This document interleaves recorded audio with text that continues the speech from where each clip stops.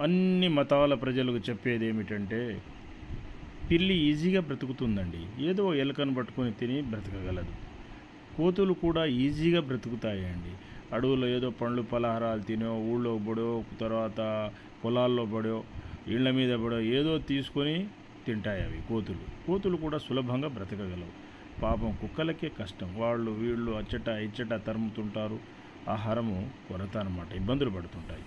అయితే ఇప్పుడు ముస్లిమ్స్ మసీదులకు చందాలు ఇస్తుంటారు. క్రిస్టియన్ చర్చీలకు ఈ పాస్టర్లకు చందాలు ఇస్తుంటారు. ఎంతో ఖర్చు పెడుతుంటారు. అలాగే విలాసాలకి వివిధ ప్రోగ్రాంలు ఖర్చు పెడుతుంటారు. హిందువులు పుష్కరాలని, పండుగలని, కుంభమేళాని ఎంతో ఖర్చు పెడుతుంటారు.